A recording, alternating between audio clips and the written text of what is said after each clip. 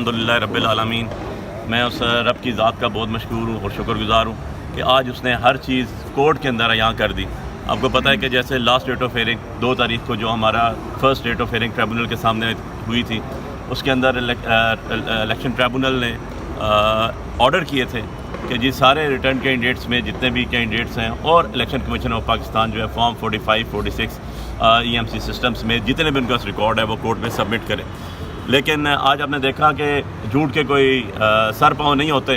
اور آج وہ جھوٹوں کی طرح کورٹ میں کھڑے ہوئے تھے۔ کسی نے بھی فارم 45 اپنے ریٹرن کینڈیڈیٹ جو تھے ان میں سے جمع نہیں کیے، اور سب سے بڑی بات یہ کہ الیکشن کمیشن آف پاکستان جو کہ ایک ریگولیٹری ادارہ ہے جس کا کام صرف election fair, free and transparent کرنا ہے، اس کے علاوہ ان کے پاس کوئی اور مینڈیٹ نہیں ہے، اور ان کی طرف سے وہاں پر ان کے ریپرزنٹیٹو پیش ہوئے، انہوں نے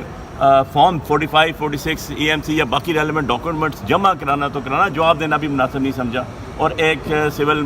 مسلینیس اپلیکیشن پٹ کی اس کے اندر کہ جی ہمیں یہ جمع کرانے کی اجازت نہ دیں، میں بھی ٹیمپر ہو جائے یا جو بھی ہو جائے، یا جب ایویڈنس کی بات آئے گی تو کریں گے۔ اور اس کے اوپر ہمارے باقاعدہ دلائل ہوئے، ہمارے جو کونسل لیڈنگس تھے انہوں نے بھی بتایا EMC سسٹم کے اوپر، اعظم خان سواتی صاحب نے، کیونکہ یہ اس ٹائم اپوائنٹ ہوئے تھے 2018 کے الیکشن کے بعد پراپرلی RTS سسٹم سے لے کے سارا ان کے پاس بریفنگس تھیں، انہوں نے وہ ساری بھی کورٹ کو دی۔ اور اس کے اندر ایک بڑا ایک لیگل پہلو میں اگر بات کروں تو جو یہ اپلیکیشن دی گئی تھی آج الیکشن کمیشن آف پاکستان کی طرف سے، ریویو کا کوئی اختیار، کوئی قاعدہ قانون موجود نہیں ہے کہ ٹریبونل کے سامنے ان کے آرڈر کا کیا جا سکے۔ تو اس کے اوپر ان کی یہ جو استدعا تھی یہ رد ہوئی۔ پچھلا آرڈر انٹیکٹ ہی ہے، لیکن اس کے بعد مزید آرڈر یہ کیا گیا کہ جناب آپ جو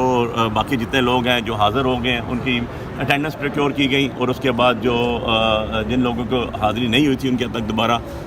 نوٹسز کے آرڈر ہوئے۔ مین وائل جو لوگ حاضر تھے انہیں کہا گیا کہ جی آپ اس کے اندر اپنی reports reply along with all the documents submit کریں، ادروائز آپ کے اوپر فائن امپوز کیا جائے گا۔ اور وہاں پر ECP کی طرف سے میں حیران ہوں کہ ایک ریگولیٹری اتھارٹی ہے، وہ تو آج ریٹرن کینڈیڈیٹس کے لیے ایسے کھڑی ہوئی تھی جیسے ان کے مقرر کردہ وکیل ہیں یا ان کے پے روڈ پہ آئے ہوئے ہیں۔ جو government of Pakistan public exchequer کے پیسے کے اوپر جو ادارہ چلتا ہے، جس کا کام ریگولیٹ کرنا ہے، جس کا کام انصاف کے ساتھ الیکشن کرانا ہے، اور آج تو ان کی جگہ کوئی اور ایماندار افسر ہوتا تو وہ آ کے اپنے ڈاکومنٹس کہتا کورٹ کے آرڈر کو ہم اوبے کر رہے ہیں، فالو کر رہے ہیں، اور کورٹ آرڈرز جو ہے ہم اس کے مطابق فارم سارے سبمٹ کر رہے ہیں، سر انالیسس کرا رہے ہیں، جہاں مرضی چلے جائیں، جس مرضی کے پاس چلے جائیں، فرانس کرا لیں، پاکستان میں کرا لیں، پاکستان سے باہر کرا لیں۔ لیکن بڑا افسوس ہوا کہ ہمارے ادارے اس نیج پہ پہنچ چکے ہیں، اس کارنر پہ پہنچ چکے ہیں، اتنی پستی پہ گر چکے ہیں کردار کی، کہ آج وہ ریپرزینٹ انہوں نے کیا کیا ان لوگوں کو جو ریٹرن کینڈیڈیٹ تھے، جنہوں نے اپنا جو ریٹرن کینڈیڈیٹ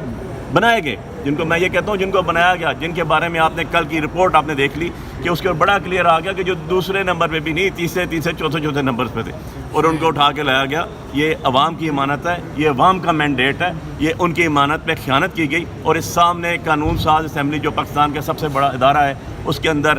قرآن کے اوپر جھوٹے حلف اٹھا کے لوگوں کو بٹھایا گیا۔ ان سے آپ توقع کرتے ہیں کہ یہ لوگوں کا حق ادا کریں گے، یہ لوگوں کو ریپرزینٹ کریں گے، جن کو لوگوں نے اپنا نمائندہ ہی نہیں مقرر کیا۔ سو ہوپفلی اب اگلی تاریخ 28 آئی ہے، اس کے سے پہلے جو ہے انہوں نے اپنی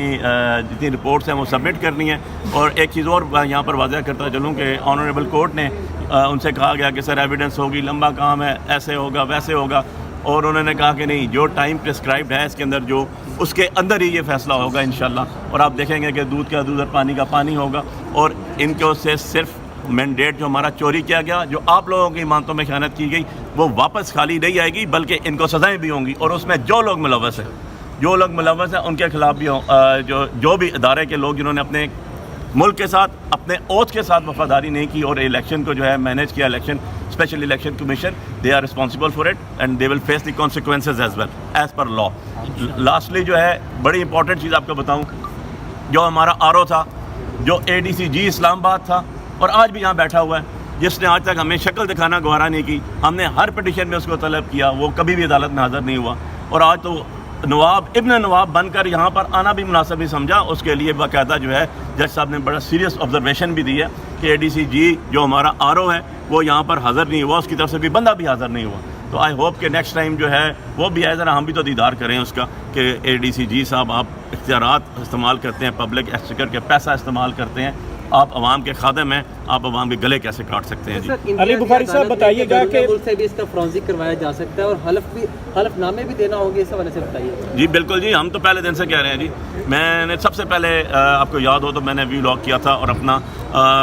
سوشل میڈیا کے اوپر سب سے پہلے میں نے اپنے فارم 45 رکھے تھے اور میں نے کہا تھا یہ قوم کی امانت ہے, یہ عمران خان کی امانت ہے, یہ ان کی ووٹیں ہیں, یہ جہاں مرضی بھیج دیں, جس مرضی ملک میں بھیج دیں, صرف ایک کنڈیشن ہونی چاہیے کہ ایمانداری سے اس کے اوپر ٹرانزیکٹ ہونا چاہیے. بس آپ, ہم نے تو دیکھ ہی لیا نا, ہم نے ای سی پی کا حال آج دیکھ لیا کہ ای سی پی نے آج آ کے ریپرزینٹ کس کو کیا, جو ہارے ہوئے لوگ تھے ان کو ریپرزینٹ کیا. انہوں نے اپنے پیپرز, اپنے ڈاکومنٹس کورٹ میں جمع کرانے, سیل کرا دو یار, آپ سیل کر کے رجسٹرار کی مہر مار کے رکھتے, آنریبل کورٹ ہی کھولے گی اس کو اور کوئی نہیں کھول سکتا. پر بڑی انفارچونیٹ بات ہے اور انشاءاللہ میں بہت وثوق ہے مجھے اور بہت ایمان ہے میرا اللہ کی ذات پہ اور کورٹس کے اوپر بھی کہ انصاف پورا ہوگا اور لوگوں کو ان کا حق ملے گا.